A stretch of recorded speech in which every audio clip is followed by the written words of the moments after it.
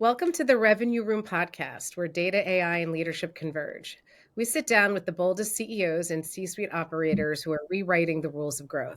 And this isn't theory, it's execution. Brought to you by Revenue Room CXO, the invite only professional network and year round operating system for CEOs and the revenue critical CXOs building what's next. And don't miss Revved Up 2026, March 23 through the 24th at the Vinoy in St. Pete, Florida, our flagship CEO summit where strategy meets action. Because the future of growth isn't waiting, and neither should you. Links to CXO and Revved Up are in the show notes. But I am super delighted today to be joined by Lia Bliss, CEO of Bliss Magic Consulting, and someone who's cracked the code on turning LinkedIn from a digital resume into a revenue generating machine.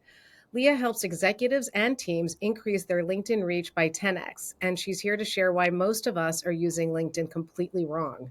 She'll be leading a workshop at Revved Up on LinkedIn Mastery for CEOs, but today we're getting a preview of her insights on transforming digital presence into enterprise value. Welcome, Lia. Thanks, Heather. I'm incredibly excited to be here. Me too. We met at, one, we're both FOBs, Friends of Blair. That's Blair LaCourte, who actually is one of our podcast guests and will also be at Revved Up. But your session that you gave at Blair's event, his mastermind group, honestly was so game changing for me. And so I'm like bragging to everybody that you're going to be at Revved Up. So super excited. I'm really excited. That event, so we did, what was it, 3-4 hour workshop where, because so often I'm speaking to sales teams, sales leaders, marketing teams, marketing leaders, but to have a room of owner operator CEOs to help them understand really how to leverage LinkedIn. And for some people in the room, like you're doing a lot with LinkedIn and you're doing it well for the most part. So it was cool to see just a couple of tiny tweaks just make a huge difference. For other CEOs, it's convincing them that, hey, this actually is not just a nice to have. It is imperative in today's business world. So across the spectrum, we had huge changes. A couple of people there went from zero LinkedIn presence to absolutely crushing it. So it's been really fun to see how well everyone's taken to it. Well, on top of it, what was really, and I don't want to call it cute, but it is in a way, but it's also really exciting and inspiring was how everyone was helping everybody else because of the things you taught us about sharing and liking. And all, I mean, again, I learned a ton and I walked in there like, oh, I'm so good on LinkedIn. I've got 10,000 followers. I was like, super note taking. I came back to my team. We had our own. I gave them like, here's what we learned during this. We've got to start changing this and that. And it's interesting. I got some pushback on certain things, and we're going to dive into a few of those. Mm-hmm. And I have some questions myself. But again, super excited to have you, and also on the Revenue Room podcast. Yes, happy, excited. I'll tell you, and I didn't tell you this beforehand because there wasn't time. As of 72 hours ago, LinkedIn's made some of the biggest changes to their algorithm that I've ever seen. So we've got even more to learn because the rules of engagement have changed more dramatically than ever. So it's going to be fun. Absolutely. All right. But I first want to, you and I really connected at Blair's event. Also, I think because both being, female solo entrepreneurs. And, I always say, I say, I'm never going to do that again because it's so lonely and frustrating. But what got you, what you built? First of all, I also love your company name, Bliss Magic. I mean, how much better is that can to get as a company name? But one, what sparked your focus on LinkedIn specifically, and two, not only are you a solo entrepreneur, but you're also a single mom, right? So Yeah. how are you balancing all of this? Oh gosh, I don't know. So to answer the first question, I got started with LinkedIn kind of on accident. So nobody was in high school thinking when I grow up, I'm going to be a LinkedIn expert. And it really started during COVID. So just before in 2019, I was doing merchandising, purchasing, I was running retail stores. And so I was spending like 60 hours a week at the mall with a 3-year-old. And it was truly not exciting, nor anyone's dream life, the bliss life, as I would call it. It was not that. So in 2019, I said, I'm gonna hire a business coach. I want to coach people. I really wanted to become a teacher early on, but then, I also like money Hmm. and teachers don't get any of that. And I just know that my talent was in teaching. I also got my undergraduate in opera performance.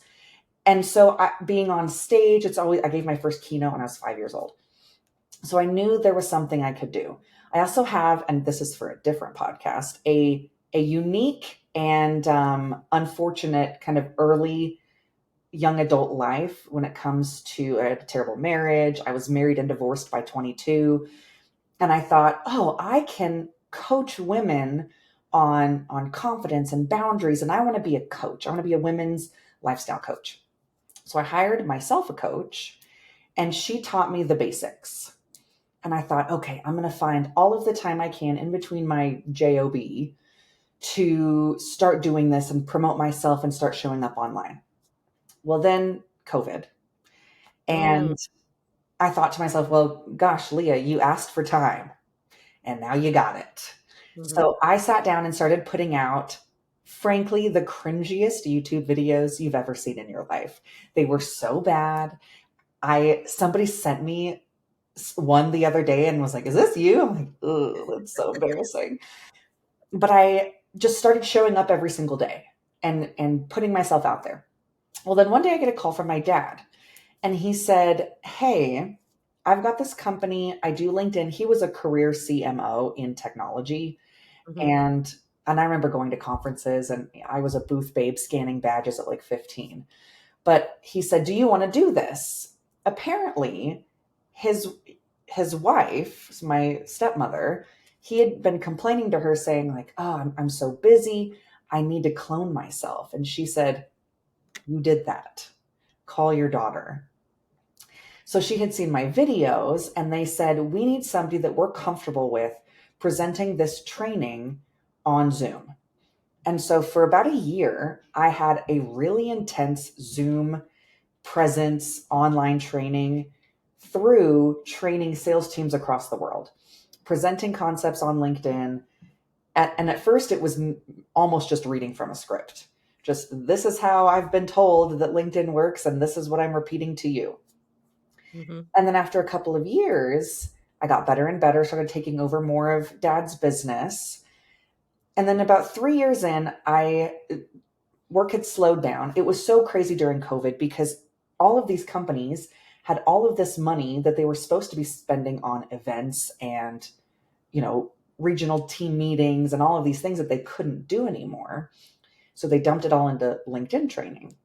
Well, 3 years later, everything kind of evened out. Business had slowed down a little bit. So I started working with professional speakers, keynote speakers, and I was teaching them how to manage CRM systems for their businesses. And on the same day, I don't even know what year it was, a couple of years ago, on the exact same day, both my father and the other business I was working for called me up and said, "You've been fantastic. Everything you do is wonderful. We're downsizing the company. Here's your severance. Thank you so much." So I got fired twice in one day, and one of them by my father. And there was one, I gave myself like 24 hours. There was crying, there was drinking. It was not a great day. It was not good because as a single mom, my income was all that mattered. Yeah. And and I wasn't, even after all this time, I had not gotten used to the ebbs and flows of the income. Some months we were rich, some months we were stressed, and it was everything in between. So then I decided the next day, like, well, I guess I'm an entrepreneur now. So we sponsor one of the largest independent LinkedIn algorithm research reports.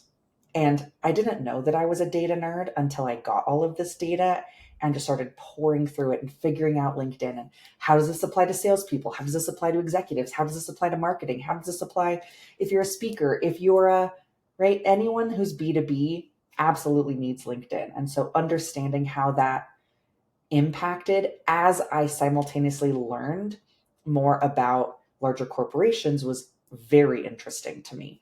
So I got to take kind of this unknown skill set of data plus this known skill set of presentation and marry them together. And that's been very, very fun. Well, what a journey. Yeah. Definitely are. You've got some grit, Thank you. 24-hour turnaround from devastation with some wine to I'm an Mhm. entrepreneur. Yeah, it's, similarly to myself, although he won't say it, I kind of did get fired by my dad. He just sold my business to somebody and the unit, Potato, and I just potato. let it go along. And then when I wanted to go back, I was like, well, I live in Sarasota now. I don't live in New York City. Um, Kind of had a little bad feeling about the whole thing. So I'm like, well, I guess I'm going to be an entrepreneur, you Hmm. know, and it actually takes time, not only mentally to figure it out, but there are things you just have to learn that you think it's Yes. so easy when you're working for somebody else. But then when you are the business owner, I mean, it's every day is a new thing. Yep. My first clients that I had, they were so sweet. It was a pair of CEO owner operators, both women, and relatively the same age as me. And I remember calling them up and being like, "This is super embarrassing. How do I create an LLC? How do I send you an invoice? How do I set this up?" And they were amazing. Women, girls for girls, women for women. They Yeah. walked me through how to do it, and it's all history. It was so great. Well, actually, just quick question on a side note. I think your dad, so there's a huge event called IMEX, IMEX. It's Okay. for the event industry, and it was like last month. I think your dad was the speaker there, Was it in where was it? Vegas. Oh yeah, probably. Oh yeah, Yeah, for yes. one Yes, of the it's largest. Yeah, I yeah, saw. It was like, oh my God, that's Leah's dad. Um, yes. It's so funny. He was at that event. I was speaking at an event for revenue leaders in Chicago, and then we both ended up in Manhattan we had like a 2-day overlap that we were there the same day. So I just got back from New York hanging out with my dad. oh, cool, So, excellent. mhm. Well, listen, just getting to getting to LinkedIn, and this was the part I is the misunderstanding about this platform. What we think it is supposed to do, what it real but versus what it really does. What in your mind, what is like the top two things that are the most misunderstood issues about the platform that professionals, especially C-suites, get wrong? A lot of C-suite thinks of it as just your resume placeholder, your online digital Rolodex. I'm only get connect with people I know. This is how I look for a job, and this is where I go kind of look up company announcements and keep track of kind of the state of things. So, yeah, most executives think I have no reason to be on LinkedIn. I have nothing to say. Nobody cares anyway, and it feels overly promotional, and I don't want to be that person. So that's what keeps most executives off of LinkedIn. Well, I would actually venture in there too. If like I were a CEO of like a large company and I only perceived it as a place for job hunting, I wouldn't want to be part of it because that's not how that would be like devalue me in a Right, I'm not way. looking for a job. Why would I be on here? And I would never do it that way anyway, even if I were. I'd go to an executive recruiter or whatever it may be. Yes, Like yes, so there's misperception. yes, yes, immensely. And then there's like the next layer. Okay, so if you know that it's more than just for finding a job, too many people use it from the C-suite all the way down to BDRs. They use it, and I use the analogy of a coffee shop corkboard. You remember when you used to like pin something to the corkboard and you'd like cut the little strips for people to tear off, Oh my and that God. was your announce? That's how people are still treating LinkedIn, and it's so wrong. It's so Mhm. incorrect. Maybe my personal mission is to get people to stop doing that. It's not for announcements, it's for conversations. Yeah, and some of the stuff you taught me in our session, and again, we rely heavily on LinkedIn for the event. But Yeah. really turning in like announcements, especially about speakers and sessions, into a conversation, Mhm. right? Making it more like there's something valuable here. So that's really been a nice impact for us in terms of, and I've actually been tracking. I think the impressions have gotten higher and the links and the shares have gotten higher. So there you go. Perfect.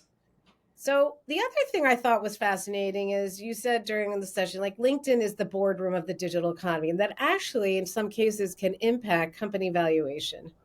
Yes. So when I was researching for this event specifically, I found some statistics that said if you are looking for selling your business, if you're looking to be acquired, if you're looking for any kind of merger, that the value of the business can have a 40% sway either up or down based on the CEO's online reputation.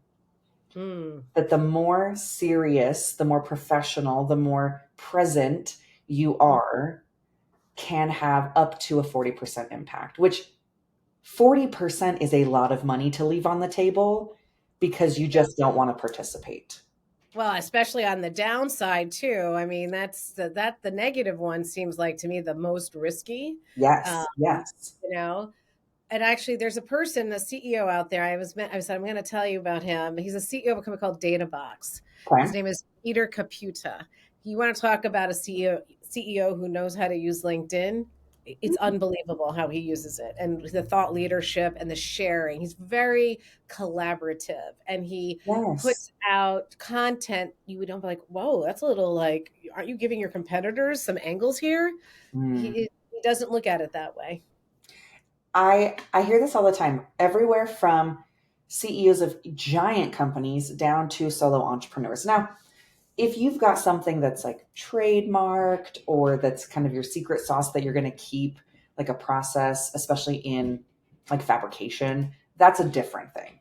But Mhm. for so many people, they're like, well, I don't want to give away all of my value online. I want to keep some to be paywalled. And I'm like, absolutely, under no circumstances should you do that. Yeah. Give it all away because the likelihood that someone is going to read every single one of your LinkedIn posts, take into action all of the advice, all of the insight, all of the guidance that you give them, and have success, and then decide to never hire you is so slim. Mhm. Because right, if I'm following someone, they're putting out one tidbit a week Yeah. and I'm Yeah. adopting them, following them, and I'm seeing results, it only convinces me more that I should spend money on you. Yeah. Because in your mind, it's like, well, if I'm having this kind of results without paying them, like what could I achieve with them? Well, yeah, and let's get into some more of the how-tos because I think there's a lot to unpack there. And I Mhm. was just with my head spinning right. I'm like, well, what about this and that and events and everything in particular? Because the event industry loves to promote that they have an event on these dates. Yep, And like, but that's not enough correct. because there are a gazillion events. But let's first talk about the business model of LinkedIn because that Yep. really does drive what we're seeing with the algorithms, right? And people are often misinformed, and not really their fault, but that LinkedIn is really their core revenue is not from advertising. Correct. And it's like we never think about it really. But things like Facebook, a majority of their income does come from advertising, which is why you see Facebook existing the way that it exists. But on LinkedIn, 80% of their revenue comes from those of us, you and me, people out there paying for subscriptions, whether it's the premium account, the sales navigator licensing, even the recruiter tool. But LinkedIn, because let's face it, none of us would pay money to be on Facebook. I'd pay money to be off Facebook, frankly. Right. But please don't make me. But for those, I mean, I've got clients that are paying millions of dollars to have their sales teams on Sales Navigator, Mhm. and they can't justify that purchase if they're not seeing return on investment as far as the ability to increase revenue. And so LinkedIn very much treats content differently based on that understanding. The goal is to not keep us entertained. Instagram, the more you can keep people scrolling, the more money they make. LinkedIn, doesn't care that you keep people entertained. It wants you as the individual to find valuable conversations to be had and to start that lead toward business growth. Hmm. And so Hmm. the whole framework is different because of that. And that's what really drives their Mhm. algorithms. It drives like who sees your posts, etc. Yes, yes. And it's Well, only gotten worse in the last week, worse or better. yeah, no, I want to get into that without giving away the secret sauce for Revved Up. But one of the things that I found fascinating, and because I was so excited when I reached 10,000 followers. I mean, I posted about it. This was a yippee, hooray moment. And then you talked about the 10% rule and the golden hour. Yeah. Tell us about that and what that means. So when an individual, well, first, when an organization, when the company page posts on LinkedIn, that post is only ever going to go to 2% of the followers of the company page. Let me say that again. 2% of the followers of your company page will see your content, and there's nothing you can do about it. Unless you want to start paying for ads, which I don't recommend. But because LinkedIn values the individual conversation, when you or I or anyone posts from their personal account, LinkedIn shares that to 10% of the people following them. So hitting 10,000 is good because, 10% of 10,000 is far more than 10% of 1,000. Hmm. But when you make a post, it's not going to everybody. It's not being shown to everybody that follows you. It's actually a very small and select group. And with the new algorithm, it's people who have shown that they are most likely to engage with that type of post on that particular topic. Hmm. The algorithm also checks to see whether or not you are even qualified to be posting about it. That's a whole new thing. LinkedIn, this is crazy. This just happened. LinkedIn will read your about section. LinkedIn will read your experience, all of your jobs, to determine if and how much of an expert you are on the topic that you're posting about, to determine how much additional reach you should get. And it will show it to people who are connected or following you, who are most likely to be interested or derive value from that post topic. Oh, Yeah. wow. I need to do a little updating here. Yeah, same. For the first time in 6 years, I'm like, I need to significantly update my LinkedIn profile. Yeah, that's really huge. Hmm.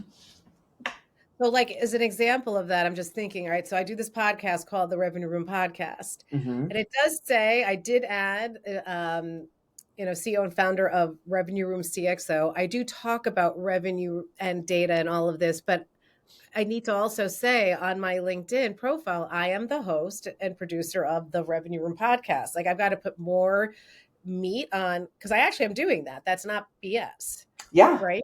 Yeah. You got to put a little bit more meat. It used to not matter the descriptions in the experience section. But now, instead of just saying your duties, you need to talk about your impact. Hmm. And so that's a whole thing. So for you, for example, right, everything that you do, the Revenue Room podcast, the Revved Up event, all of this revolves around revenue. And so leaders who are most interested in learning about revenue generation, revenue increase, are going to be highly prioritized in seeing those posts, Mm-hmm. which is great news for you Well, let because me ask a question about that then. Does this mean that as a person on LinkedIn, because there's like content that we produce, like research, use cases, and yeah, you can upload those to LinkedIn, which we never do because we don't get any action from it. But now, would you say that it's actually who cares about the action? It's going to help boost my credibility score? yes. So as a dramatic change of events, articles are now performing incredibly well, not necessarily in impressions or comments, but articles allow you to build that credibility faster on the platform Okay. because it's a longer form piece of content. Okay, so articles, which we have, Mhm. and then the other one is then we could also put like. PDFs and things that you Yes, could put the on. document posts. Okay. Yes. Wow. Those have now become the highest reach and highest engagement pieces of content. Okay. So another thing that I was fascinated by was, I don't know if this got changed, but I always thought it was great to tag a lot of people in my posts. Yes, And you you and said many others. not really always a good idea. Tell us Hardly, why. hardly ever a good idea, actually, because when you tag someone in a post, LinkedIn sends a notification to that person. You've been tagged in a post by Heather. If the people you tag don't come to the post and at the very least like it, LinkedIn sees that as a spam indicator. Hmm. You've tagged all these people and none of them even deigned to give you a thumbs up, which is the lowest degree of engagement. Then it's, oh, this must not be valuable because even the people who you said should be involved don't even want to be involved. Right. Right. So I try to keep tags to two maximum. Now, you did a post the other day, you were doing some awards, and the women that won the awards, you tagged them in the post. Absolutely appropriate. But I've seen too often where people just do like the big text blob of blue at the bottom of their Yeah. post. Yeah. That that's not great. We got to get better at that. All Hashtag. right. Note to self. Don't tag anybody. Same with hashtags. Hashtags are pretty irrelevant now. I do Yep. work with some organizations that require their employees to use a specific hashtag for tracking purposes Mhm. to keep for compliance. So that's fine, but you don't need to have a hashtag strategy on LinkedIn. The Right. strategy is zero hashtags. Yes. And I think now everyone's saying that if you have hashtags, they can tell that you had AI write the post. Uh-huh. Well, that leads me another question. Does LinkedIn penalize you for using, can it tell that you used AI? Last week the answer would have been no, but now it is yes. LinkedIn can tell if you've written something with AI, and it will penalize you for doing it.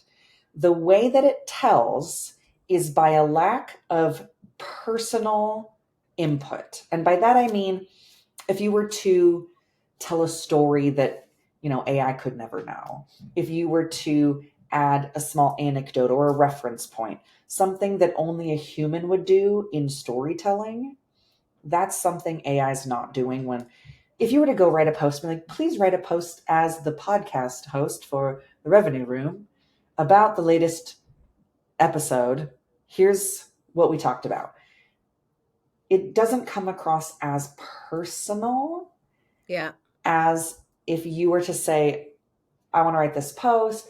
I want to talk specifically about this moment in the conversation, and I want to give my reflections on my thoughts on it. Yeah. I think that has a lot to do also just with people don't know how to utilize AI properly and Yes. with the right type of prompting. And again, it's also not like, write my entire post for me. It's all right. Help me summarize what was said in this podcast in areas where I might have highlighted something that I thought was interesting. And then you take that and then you personalize it and then you get it to be yourself. It just saves you a little time Yes. from having to listen to the hour podcast, to be honest. But you shouldn't replicate. Like I often sometimes joke, I teach ChatGPT a lot more than ChatGPT teaches me about data-driven revenue growth and things like that. Oh, yeah. I have a 9-page prompt that I use for creating my own content. Yeah, 9 pages. 9 pages that I have saved in a document that when I have to go do a new thread, it's like, okay, here's the best practices. Here's how I want to format it. Here's the voice. Here's the tone. Here's the insight. Here's the storytelling style. So much to it that, People do not know that part, and I can no. tell you that right now. That's for sure. All And right. what's So hopefully we'll interesting, get some, oops, sorry. I was going to say, hopefully we'll get some little insights about your prompts or how to write prompts yes. during your session, because that was also super helpful to me. I think you shared like 2 or 3, Mhm. and I use them all the time. Great. Yeah. It's interesting because AI prompt writing has been a skill we've been working on for the past couple of years, kind of as a society. right? I've seen them like on my Instagram will pop up, like, use this prompt if you want to accomplish this. Hmm. But now we can almost think about everything we put on LinkedIn as if it were an AI prompt. Your about section should be filled out like an AI prompt to both your audience and LinkedIn, letting them know who you are and what you deliver. The experience section should have that in the back of your mind. This could be used as an AI prompt to describe the work that I did for this company. Hmm. This Hmm. post is going to just be added to the memory about me for the LinkedIn AI algorithm. Yeah. And everything goes into it. And people don't realize, because my first question when you were talking about, well, LinkedIn's going to go look and see if you have the authority. I'm like, how are they going to know? AI. Yeah, They've trained their own AI to go do all of this. So, like, absolutely, it's possible. absolutely. Yeah, it's fascinating. The things you because now you can go and look up on LinkedIn if you were to do a search. It because now it says I'm looking for in the search bar. You can type Mm, in I'm looking for a sales leader in the tech space who loves chess. And LinkedIn will find that person for you. wow. It's Wow. so everything is informing everything that we talk about. So, and this I want us to say for Revved Up, but I would love it for your workshop. But for, okay, so two things. So, media, there's media Mhm. that, on one hand, and then there are events. And by the way, they are part of the same sector, right? It's an information, experience, data sector. But media leverages the content that they're writing every day, articles, blogs, etc. And the old format was, oh, we just wrote a great blog, let us go post about that blog with a link to go read the blog. And that's actually not great, because why? LinkedIn doesn't want you to be sending people off their site. So Correct. tips on that side. And on the flip side was what I used, the analogy I used before, people are just sharing that they're going to an event without any additional context. And you say, like, Mhm. I think one of the things that you said during the session that I was fascinated by, well, two, one is putting a link in the blog from the get go, like in the Yeah. post, sorry, which cuts your impressions by half. So if you could talk about that. And the second was, because I always thought putting links in, i.e., like multiple, you know, but it's actually counterintuitive. So it's few is bad, many is good. Uh-huh. Yes, it's yes. So you've got an event. I've got a brand new event. We just dropped the podcast episode with Leah. We talk about LinkedIn. Click the link to go and listen. Well, because you are sending LinkedIn's paying customers off of their platform, they will reduce your reach to your audience by 50%. So from the jump, it's a terrible decision. And there's two things to address here. One is the easiest workaround is to write the post and say, click the link here. Don't put the link, post it, and then you can click the three little dots in the top corner, edit the post immediately, no time in between. Make the link, add the link in, and it's ready to go. Right. It's So like edit it after. edit it after. Okay. But additionally, when you say, we just dropped a podcast episode, talked with Lee about LinkedIn, go check it out, it's like you made the world's worst movie trailer because people need to be sold on why they should leave LinkedIn to go and listen. Mm. Because if they were looking for a podcast, they weren't going to LinkedIn to look for it. And so we have to sell them on the reason. My dad always makes this analogy like, you should go see this movie. It's great. It's about a guy, somebody steals his car, he's a widower, and then they kill his dog. It's a great movie. Go watch it.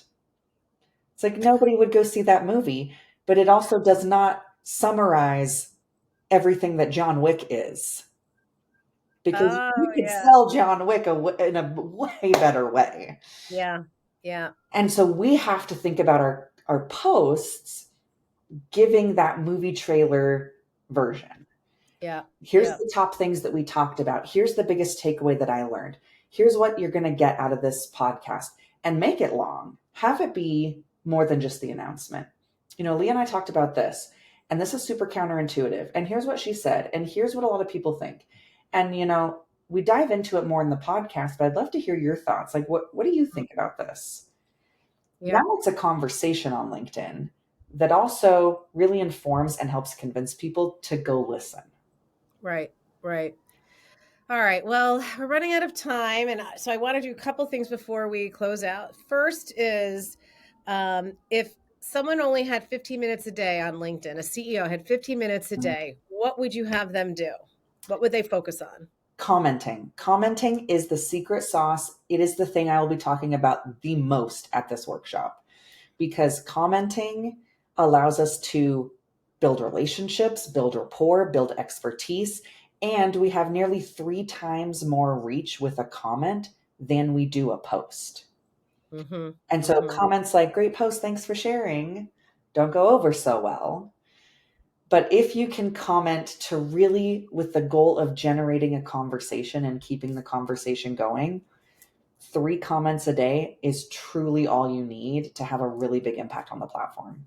Absolutely. And I think the key there too, because I was lazy about this and now I'm not, but so I sit down and I say, I'm doing this right now because I want my 3 comments to be thoughtful, not just like, hey, spot on. Right. No value. And how hard is it for the author to respond to that? Yeah, right. Like, what am I going to respond to? But the other one is instead, I was also late. I'd be like, oh, let me just repost this because I think it's interesting. Reposting is not so great either. No. Reposting is the worst thing you can do for reach. Yeah, The best it's thing got you you can got do to is comment. comment. Okay. All right. So we're not going to give any more away of our secret sauce or revved up, but anyone who is going to attend, it's on the registration form. It only are 25 seats. We've already got 5 sold. So we got 20 left. So Nice. if you want Leah's time, sign up and add that onto your registration. It will be on the Monday, March 23rd, 10th through 12. And Leah's also generously offering a was it 30 or 45 minutes? I can't remember. 30 minutes with 30 minutes. 30 everyone minutes well spent with Leah. separately. Yeah. So if you attend, you'll also get access to a follow-up 30-minute call where we can like look at your profile, look at your posts, and really deconstruct how to be more successful on a one-to-one basis. And the other thing is, she looked at all of our LinkedIn profiles before we got to the workshop. So she actually already had insight into our profiles. We spent time working with her during this workshop. So it wasn't just her teaching and talking at us, it was with us, and everyone was super involved. So, anyway, I'm really excited about this. So, Leah, I'd like to always close out with some fun questions. What is your favorite way to unplug if you actually even have time to unplug? We're a big board game family, so we do play a lot of board games. I like to think of myself as an amateur wine connoisseur. So I do wine tastings more often than I probably should admit. But so a good glass of red and a board game, my son and I play them all together. You can actually probably see them behind me here. We've got a Mm-hmm. bunch of board games. So I like to do board games and drink wine. I live in That's Utah, so that's all there is We to only it needed one. Don't worry. here. Board games and wine. I love it. So, and what's the book on your nightstand right now? The book on my nightstand right now, that's a great question. I can almost see my nightstand from here. So I do read a lot of fantasy, grew up reading Lord of the Rings. So I'm reading a big long, I don't even know what it's called, but the book that I've been most obsessed with lately on my Audible, because I'm big into Audible, is, let me just pull it up. It is about, it's called We Should All Be Millionaires. And it's written by a woman named Rachel. I have to find the exact one, but it's called We Should All Be Millionaires. And it's really about scaling your business and as a woman, she was also a mom to 3 young kids, it feels really appropriate Oh, cool. for I'll have what to take I'm a trying listen. to do. Well, Leah, listen, this has been an awesome conversation. I know our listeners are going to love it. We can't wait for your workshop at Revved Up. And for anyone who wants to connect with Leah, and I would say it would be very difficult not to be able to find Leah Bliss Yeah. on LinkedIn, but Yeah. I will include her LinkedIn link in the show notes.